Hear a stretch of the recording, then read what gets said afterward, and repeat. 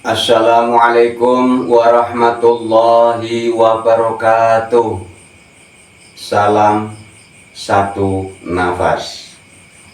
Mari kita belajar bersama-sama untuk meluaskan ilmunya Gusti Allah, meluaskan analogi, meluaskan ibarat, meluaskan perumpamaan, meluaskan filosofi. Jadi ini permintaan para subscriber yang Al-Baqarah 12 ini saya sisipkan dulu karena ini permintaan. Nanti Al-Baqarah yang 345 mohon besoknya lagi. Ini karena ada permintaan tentang darurat, ini sebentar lagi mau kholwat yang tanggal 27 Rojab, 27 Jawa, 27 Masehi, 27 jumlahnya 9, 2025 jumlahnya 9 juga. Malamnya malam Senin. Wah, ini jos. Cuman hati-hati di saat kholwat. Ayo kita belajar, tidak ada cupu, tidak ada suhu. Kholwat yang tujuannya Gusti Allah sangat mulia.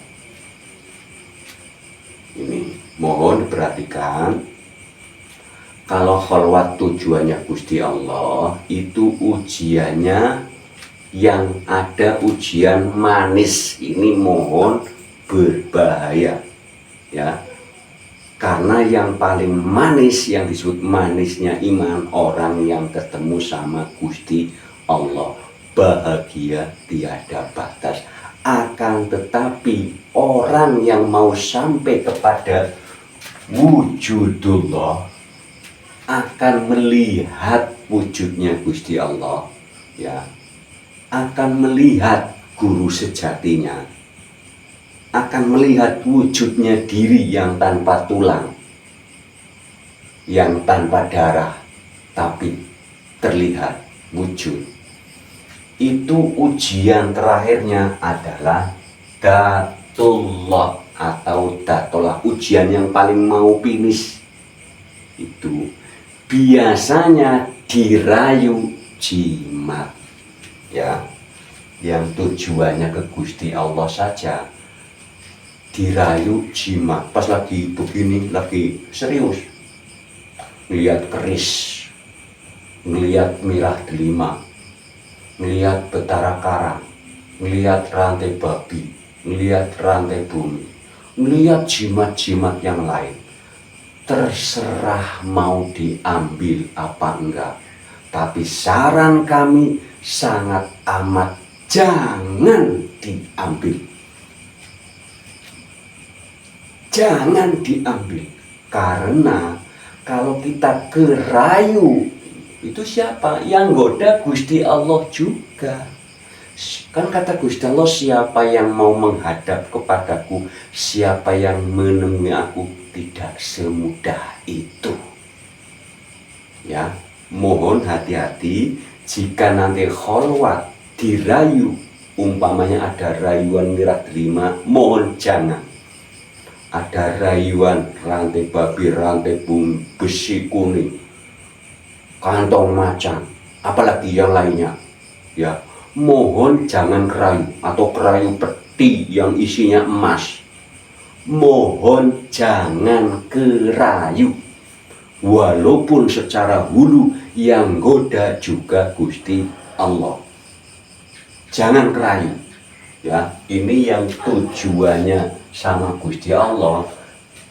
Kalau dikasih jimat, jangan, ya Allah, saya tujuannya Engkau, bukan ini. Yang teguh, karena Engkau adalah kebahagiaan yang tiada batas. Karena kalau kita ambil umpamanya mirah delima, umpamanya betara karang, umpamanya rantai babi, rantai bumi, besi kuning yang lain-lainnya, keris apa segala, kalau berhenti di situ, kita akan tertutup, terhijab, karena akan terbawa oleh oleh jimat itu. Kita nggak sadar, kita akan disetir oleh jimat itu. Minimal kita kan jadi ngurusin, nyimpen. Ya, jangan terbawa oleh itu, repot judulnya. Nanti tertutup, tidak akan menemukan kebahagiaan yang tiada batas. Kalau dikasih mirah delima ya kita akan terfokus, terbawa, mengkultuskan, ini yang repotnya. Mempercayai bahwa mirah delima ini mantap. Wah ini keris mantap. Wah ini rantai babi mantap. Wah ini betara karang mantap. Lupa sama yang bikin betara karang, lupa sama yang bikin keris. Karena yang paling hebat apapun hanya Gusti Allah. Ini yang kholwat, tujuannya Gusti Allah, diuji oleh Gusti Allah dengan berupa jimat. Apalagi kalau ada orang kholwat tujuannya jimat, sangat amat berbahaya bagi dirinya. Ini bagi dirinya. Jadi mohon sejarah para nabi, mohon dilihat yang luas, yang luas. Ya, yang luas, melihatnya yang luas, jangan buku satu saja, yang luas. Kalau ada orang kholwat tujuannya jimat, sangat bahaya. Karena ujung-ujungnya nanti kalau punya kekuatan kan jadi pamer, jadi ujub. Nanti kemelekatannya nggak hilang-hilang. Tujuannya kholwat itu menghilangkan kemelekatan, keakuan. Tujuannya kholwat adalah menemu sang penciptanya. Kan kangen. Orang hidup selama ini nggak pernah lihat Tuhannya. Padahal awaluddin ma'rifatullah. Kenapa nggak melihat Tuhannya? Di saat mau melihat Tuhannya, godaannya. Ini yang tujuannya Tuhan, godaannya enak banget. Dikasih. Tapi kalau berhenti di mirah delima, berarti tidak menemui Gusti Allah, terhijab oleh mirah delima, terhijab oleh betara karang, terhijab oleh rantai babi, terhijab oleh rantai bumi, terhijab oleh keris dan lain-lainnya. Merasa jago, merasa hebat, kemelekatannya tambah berat untuk mencopotnya. Jadi apalagi kami mohon yang berkholwat tujuannya jimat, mohon jangan, mohon sekali lagi jangan, karena tambah bahaya. Mengkholwat itu tujuannya menghadap Gusti, bercengkrama, berdialog, bermuajahah. Tapi kalau tujuannya jimat, lah jimat itu kan cuma seumur kita hidup, kita mati udah nggak ngikut. Iya kalau kitanya mati masih terbawa oleh aura, selama itu hidup mengkultuskan jimat, berbahaya karena memisahkannya susah. Contoh, kita punya jimat, punya kekuatan, nanti pegang wilayah, keakuannya, ya ini yang berbahaya juga. Jadi mohon jangan, karena yang lebih bahagia adalah berhadapan, bertemu sama sang penciptanya. Contohnya kita kerja di pabrik umpamanya, bertahun-tahun nggak tahu direkturnya, nggak tahu bosnya yang mana, kan ya hampa.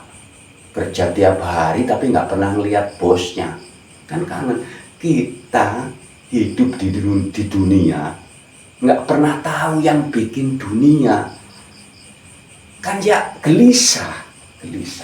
Jadi mohon, bila mana ada yang kholwat tujuannya jimat, ini wangsitnya rata-rata negatif. Wangsit negatif secara kalimat, tidak tahunya positif secara makna. Ini jadi kalau orang posisinya kholwat ingin mendapatkan jimat, itu wangsitnya kamu harus bunuh orang, wangsitnya. Waduh, padahal bukan bunuh orang secara begini pakai gorok apa pakai. Di saat orang kholwat tujuannya jimat, berarti sifatnya orang.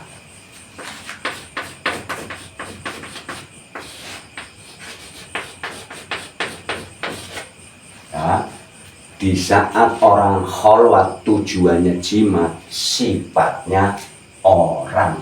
Makanya wangsitnya bunuhlah orang. Artinya disuruh menghilangkan rasa keorangannya. Itu aslinya begitu. Nah, kamu kepingin punya jimat berarti kamu orang. Karena Gusti Allah nyuruhnya menjadi manusia. Itu perjalanan Al-Baqarah sampai An-Nas. Itu kan perjalanan orang sampai ke manusia. Di saat kholwat tujuannya jimat berarti masih orang. Masih sifat orang.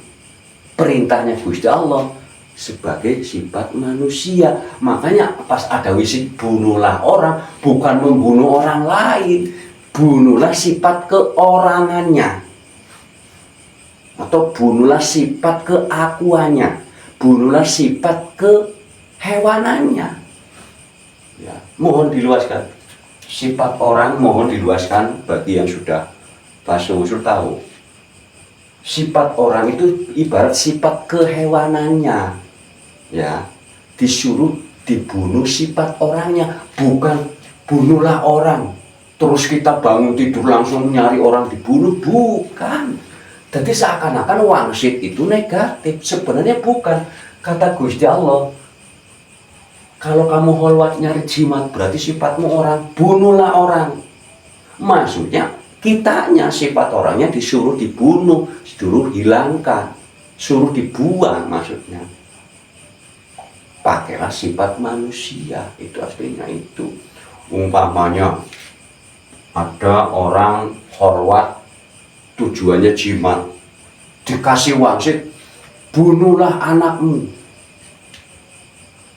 Nah ini kan bahaya juga, karena kalau dapat wangsit jangan diartikan polos. Bunuhlah anakmu, bukan maksud itu. Kalau orang kholwat tujuannya jimat, termasuk sifat kekanak-kanakannya, makanya yang dibunuh, bunuhlah anakmu, bunuhlah sifat kekanak-kanakanmu, itu artinya begitu. Ini banyak mendapatkan wangsit, keliru makna. Pokoknya kalau orang kholwat tujuannya jimat, Gusti Allah pasti negurnya pakai kalimat filosofi, nggak pakai kalimat polos. Kalau disuruh bunuh hewan umpamanya, berarti disuruh membunuh sifat kehewanannya. Bunuh orang, disuruh membunuh sifat orangnya. Bunuh anakmu, disuruh membunuh sifat kekanak-kanakanmu. Itu maksudnya itu. Jadi yang tujuannya kholwat tujuannya Gusti Allah itu mulia, godaannya. Jadi mohon jangan kerayu oleh jimat. Yang kholwat jimat saja disuruh dibuang, dibunuh sifat keorangannya, dibunuh sifat kekanakannya, kekanak-kanakannya. Kan kalau kanak-kanakannya rebutan, ya sifat kekanak-kanakan itu cirinya rebutan. Sifat kehewanannya nggak tahu aturan, yaitu. Jadi mohon bagi siapa saja jangan, ya kami sarankan janganlah, karena orang kalau megang jimat itu nanti membabi buta, keakuannya tambah tebal. Jadi mohon, ini berbahaya. Terus ada kalimat begini, ya ada kalimat khairihi wa syarrihi minallah. Jadi mohon kita luaskan, ayo kita luaskan. Karena kalau ditarik ke hulu, itu semuanya Gusti Allah. Kan kita ditarik ke hulu, kebaikan dari Gusti Allah, keburukan dari Gusti Allah. Lah katanya kalau buruk dari manusia, lah manusianya yang mana? Kan keder. Kan ada kalimat begini, kebaikan miliknya Gusti Allah, keburukan, kesalahan miliknya manusia. Ini Gusti Allah yang mana, manusia yang mana? Ini nanti dicari, diluaskan, mohon diluaskan. Karena manusia itu tidak ada, semua punya kekuatan Gusti Allah. Kenapa sih Gusti Allah menciptakan keburukan kepada manusia, menciptakan kebaikan kepada manusia? Ini efeknya sama-sama bahaya. Ya, kalau orang dikasih kebaikan, merasa dirinya yang baik, timbulnya sombong. Tapi justru kalau keburukan dari Gusti Allah, kita sadar, oh ini keburukan dari Gusti Allah. Sadar diri artinya, depresi tidak. Tapi rata-rata orang kalau melakukan keburukan itu sudah sadar diri, sudah mengaku buruk. Tapi kalau mengaku baik, ini yang berbahaya, tipis. Orang dinilai baik, rasanya kayaknya ya memang gak buruk. Tapi ujubnya ini yang berbahaya, Jadi mohonlah kita selalu meluaskan kalimat-kalimat filosofi, meluaskan ibarat-ibarat. Kita tidak ada cupu, tidak ada su. Jadi mohon diluaskan. Karena kan kami juga terbatas. Namanya manusia itu tetap al-insanu ma'al khotowanisian. Itu ada garis dari pusat yang membuat lupa ya Gusti Allah, yang membuat semua sengaja dibikin. Ya, sengaja dibikin karena hulunya tetap berasal dari huruf ba. Kan kalimatnya Al-Baqarahnya 156, sesungguhnya dariku kembali kepadaku. Ya apa saja dari Gusti Allah kembalinya kepada Gusti Allah. Di saat kita mengatakan kembali kepada Gusti Allah, ya jangan pilih-pilih, semua universal. Asalnya dari Gusti Allah, universal, A, B, C, D, apa saja, isi apa saja. Kembalinya kepada Gusti Allah, ya apa saja. Jadi kalau ada orang terlalu ekstrim, wah datangnya dari Gusti Allah, kembali ke Gusti Allah, udah main membabi buta. Juga nggak boleh mentang-mentang memahami kalimat kebaikan dari Gusti Allah, keburukan dari Gusti Allah. Ya udah kita mau ngapain? Nggak ada dosa ini kan. Ada sunatullah. Ini harus ingat, ada sunatullah. Contoh, orang minum kopi yang disebut halal saja, kalau melampaui batas, ya jadi sakit, ya jadi balasannya itu sengsara. Itu minum makan walaupun halal berlebihan juga. Nggak kuat manusia itu posisinya di sedang. Nggak bisa melampaui batas di hal apa saja. Nah kalau keburukan dari Gusti Allah, wah saya mau melakukan keburukan, karena ada sunatullah. Siapa yang melakukan keburukan ya bisa kena pukul, kena bacok, kena hukum. Hukumnya Gusti Allah ada sunatullah. Karena begini, khairihi wa syarihi minallah. Itu karena untuk kehidupan dunia. Bukan kita terus semena-mena mentang-mentang keburukan dari Gusti Allah, kita semena-mena. Ada garis sunatullah, hati-hati. Ini jangan sampai jadi melampaui batas. Wong orang kebaikan melampaui batas juga nggak boleh, hati-hati. Jadi bukan cuma keburukan saja ya, ada sunatullah, ingat. Berbuat baik berlebihan timbulnya ujub. Berbuat buruk berlebihan depresi, ya karena nggak ada temennya. Orang tiap hari berbuat buruk terus kan jadi hidupnya sendiri. Mau minta tolong sama siapa? Di saat sakit siapa yang mau mangguli? Kan jadi tersiksa sendiri.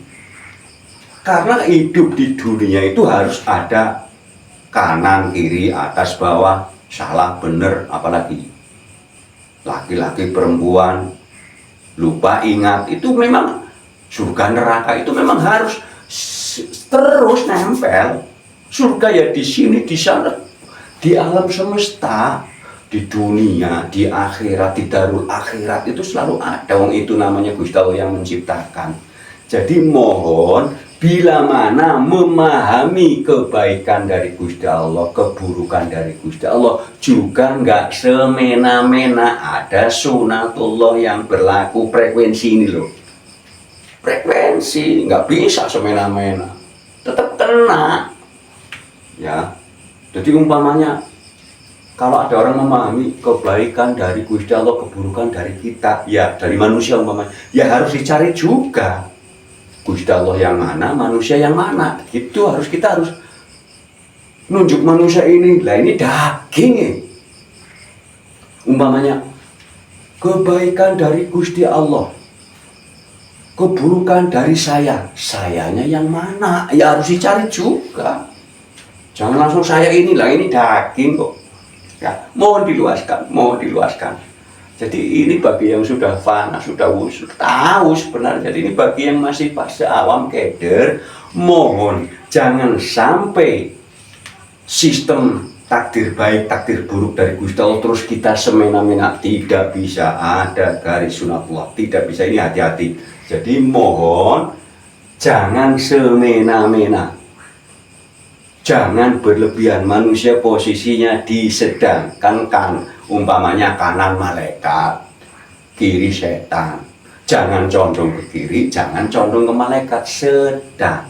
Karena kalau condong ke malaikat, ya nggak maju-maju sama juga.